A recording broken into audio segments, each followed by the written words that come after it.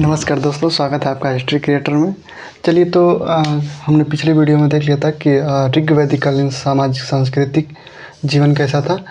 आज देखेंगे उसी का कंपैरिजन करते हुए उत्तर वैदिककालीन संस्कृति कैसा था। उत्तर वैदिक काल में मैंने बताया है कि आपको 1000 BC से ये चलता है 600 BC तक, ठीक है।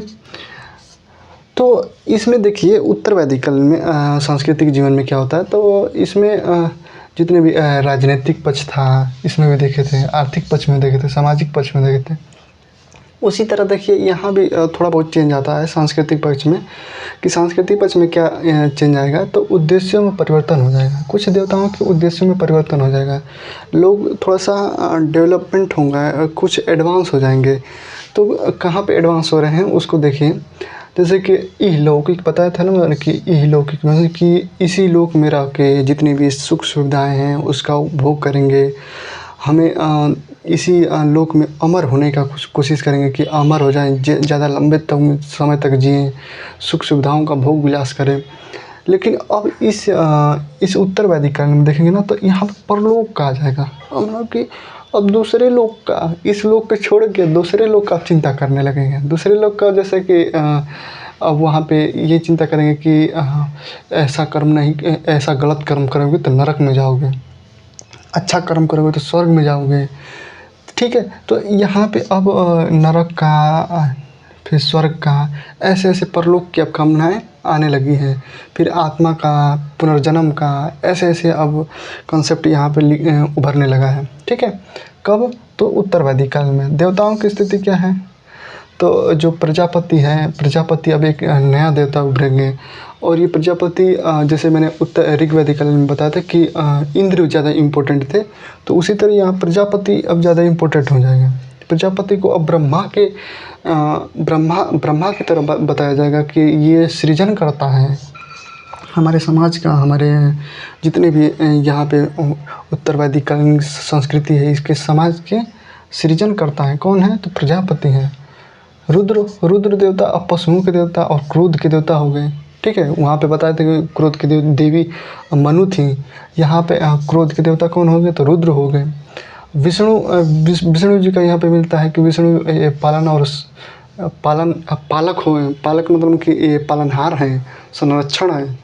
ये पालनहार मतलब कि हम लोग को एक तरह से देखभाल कर रहे हैं, संरक्षण कर रहे हैं। कौन कर रहे हैं? तो विष्णु। कार्यों में देखिए कार्यों में क्या क्या वो बदलाव हो जाता है। तो यहाँ देखिए अब इंद्र यहाँ पे केवल नाग देवता है, ठीक है। अब इंद्र यहाँ पे केवल नाग देवता रह गए। वहाँ पे आपका सारा नाम इन्हीं से लिया जाता था, विजेंद्र नाम से वर्षा करने वाले जल देवता थे। तो अब देखिए इंद्र का स्थिति क्या होगी कि अब इनको कहा घर का लुटेरे हैं, ठीक है। इनको अब यहाँ पे घर का लुटेरे घोषित कर दिया गया है, जबकि वहाँ पे सबसे महान यहीं पे देवता थे, ठीक है। वरुण देवता को देखिए, वरुण देवता को यहाँ केवल जल देवता ही मान के रखा गया। वहाँ भी जल देवता थे, यहाँ भी जल देवता थे, जबकि यहाँ पे नैतिकता के भी देवता ऋग वैदिक काल में मिलते हैं। अब केवल यहाँ पे वरुण को जल देवता के रूप में ही देखा गया है। अश्विनी देवता में देखिए क्या बदलाव आया है। तो अश्विनी देवता को यहाँ पे बताया गया कि ये कृषि के देवता हैं। अब कृषि का देवता यहाँ पर बता दिया गया है कि ये मनु को पहला हल चलाना सिखाया है। यहाँ पर देखिए ऋग वैदिक काल में जबकि ये अश्विनी को बताया जाता था कि ये विश्वपाल का कृत्रिम पैर लगाए थे, गजराज को ये अंधापन से दूर किए थे। अश्विनी ये चौन जो आपका ऋषि थे उनको यौवन दिए थे, यानी कि वहाँ पे चिकित्सक थे। यहाँ पे आके क्या बन गए? तो कृषि के देवता बन गए। सविता वहाँ पे नदियों की देवी थी। यहाँ पे आपका आके घर का नया निर्माण किया जाता तो सविता का पूजा किया जा रहा है। पूषण वहाँ पर देखिए, पूषण को बताया थे यहाँ पे शूद्रों के देवता पूषण को बनाया गया है। फिर पशुओं के देवता पूषण को कहा जा रहा है, ठीक है। देवियों का देखिए, देवियों का स्थान यहाँ पर बदल गया है। अब यक्षिणी और अप्सरा में देवियों को बना दिया गया है, जबकि वहाँ पे देवियाँ उषा थी, फिर उषा थी, आपका अदिति थी। ऐसे ऐसे देवियों का स्थान अब बदल के सीधे अब अप्सरा में डिनोट कर दिए हैं, यक्षिणी में डिनोट कर दिए हैं। यक्षिणी के जो दासियाँ हैं उनको डिनोट कर दिए हैं। रीति में बदलाव, रीति में बदलाव के मतलब कि जो यज्ञ होता था अब उसमें क्या क्या बदलाव कर दिए हैं ये लोग। तो पहले यज्ञ होता था तो सिंपल तरीके में होता था कि आपकी श्रद्धा है, जैसे आप यज्ञ करना चाहें वैसे यज्ञ कर सकते हैं। लेकिन यहाँ पे यज्ञ क्या हो रहा है कि अब शब्दों की शुद्धता बिल्कुल एकदम जो शब्द है वो बहू होना चाहिए वही शब्द से अब यज्ञ को किया जा रहा है। यानी कि शब्दों की बहुत महत्ता बढ़ गई है यहाँ पे। किसमें? तो उत्तर वैदिक कालीन में शब्दों की मायावी मतलब कि शब्द जो है ना वो अब माया की तरह दिखाया जा रहा है कि यदि सही शब्द बोलोगे तो माया की तरह काम करेगी, आप बहुत अच्छा प्रभाव डालेगी। यदि गलत शब्द बोल दिए तो उल्टा भी प्रभाव डाल सकती है। अब ऐसा यहाँ पे बताया गया है। फिर यज्ञ बलि में अब जो वहाँ पे बलि बताया था कि आपको छोटे मोटे फल का दे दिया जाता था, नारियल का दे दिया जाता था। यहाँ पे यज्ञ बलि में अब अश्व, घोड़े का, पशुओं का तमाम तरह से अब बलि दिया जाने लगा है।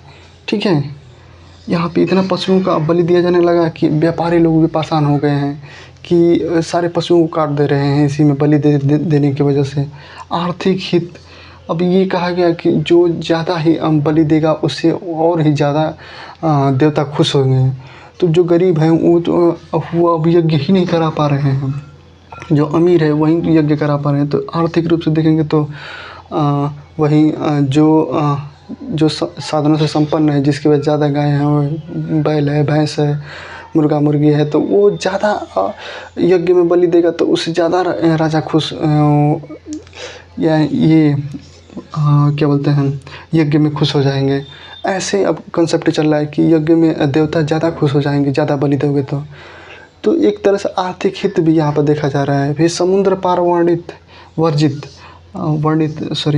वर्जित हो जाएगा। वर्जित का मतलब कि अब समुद्र को देवता मान लिया गया है। समुद्र को अब पार करना एक तरह से पाप माना जाएगा। ठीक है, आप ये वाला कॉन्सेप्ट आपको वहाँ भी देखने को मिलेगा कि राजा राम मोहन राय कोई भी समुद्र पार करके जाना नहीं चाहता था उस समय। अभी इसको आप लोग देखेंगे यहाँ आधुनिक युग तक देखेंगे तो ये वाला समुद्र पार तक वर्जित का ये वर्णन चलता है। फिर ऋण पर रोक का मतलब कि किसी को भी ऋण दे रहे तो ब्याज नहीं देना है, इस पर भी रोक लगा दिया गया था। आर्य और अनार्य में संस्कृति में सम्मिश्रण हो गया। कैसे? तो अनार्य लोग पूजा नहीं करते थे, जो गंडक नदी के पार वाले क्षेत्र थे तो वो पूजा नहीं करते थे, तो वो भी अब इसी में धीरे धीरे अब सम्मिलित होने लगे थे। क्योंकि ये लोग जादू टोना, वशीकरण, औषधियाँ, फिर और तमाम तरह से ये अथर्ववेद में इसका जानकारी मिलता है।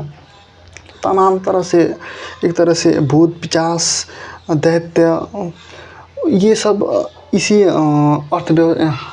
अथर्ववेद में जो मिलता है तो उसी में इस सब का वर्णन मिलता है। जादू टोना का, वशीकरण का, औषधि का, टिड्डियों से हमला का। तो ये सब कॉन्सेप्ट को अब धीरे धीरे अनार्य भी अपना रहे हैं, क्योंकि अनार्य को ये लग रहा है कि ये मेरे को वशीकरण कर दिया है, मुझे अपने वश में कर लिया है, ये टिड्डियों से हमला करा दे रहा है। तो वो भी लोग अब इस जादू टोना को, वशीकरण को, इनका अथर्ववेद को अब धीरे धीरे मानने लगे हैं। नए सिद्धांत अब ये बना दिया गया है कि ब्रह्मलोक है, ब्रह्मलोक मतलब कि सबसे अच्छा लोक है एक। फिर नरक है, अच्छा नहीं काम करोगे तो नरक में जाओगे। फिर पुनर्जन्म, यदि अच्छा काम नहीं कर रहे हो तो फिर पुनर्जन्म आपका नहीं होगा, फिर ऐसे मानव नहीं बनेंगे, आप कीड़े मकोड़े बन जाएंगे। मोक्ष की प्राप्ति मतलब कि दुनिया के रीति रिवाजों से दूर होकर आप देवताओं का रूप पकड़ लेंगे तो उसे मोक्ष कहा जाता है। अद्वैतवादी का मतलब कि आत्मा में, परमात्मा में एक तरह से अब तर्क होने लगा है, आत्मा में परमात्मा में। ठीक है, तो मोटा मोटी आप लोग ने उत्तर वैदिक काल की संस्कृति को भी समझ लिए होंगे कि कहाँ पे क्या क्या हो रहा है। अब कुछ इसमें इम्पोर्टेंट है, जैसे कि आपका मैंने मंडल में पढ़ा था कि आपका विवाह सूक्त है, तो विवाह सूक्त को भी देख लेंगे। और जो भी बचा रहेगा इसमें का छूटा हुआ कॉन्सेप्ट में, जैसे कि यज्ञ कितने प्रकार के होते हैं तो उसको भी देख लेते हैं इसी में। ठीक है, तो एक वीडियो में हम लोग यज्ञ को देखेंगे कि यज्ञ कितने प्रकार के होते हैं, और विवाह को देख लेंगे। और एक वीडियो में आप इसको देख लेंगे कि जो उपनिषद हैं और कौन सा उपनिषद से क्या क्या लिया गया है, वो भी ज़्यादा पेपर के लिए इम्पोर्टेंट है। और एक वीडियो में पूरा साहित्य, यानी कि 3 वीडियो में आपका ये पूरा वैदिक कालीन सांस्कृतिक और ख़त्म हो जाएगा। उसके बाद अगले वीडियो में एक वीडियो रखेंगे पूरा का कंसेप्ट वाइज रिवीजन, और एक वीडियो में आपका उत्तर ये क्वेश्चन आंसर हो जाएगा। यानी कि 4-5 वीडियो में आपका सबका सब ये वैदिक कालीन समाप्त होने के बाद उसके बाद हम लोग चालू करेंगे जो जैन धर्म है और बौद्ध धर्म है, उसको आप धीरे धीरे चालू करेंगे। ठीक है, तो चलिए अगली वीडियो में मिलते हैं।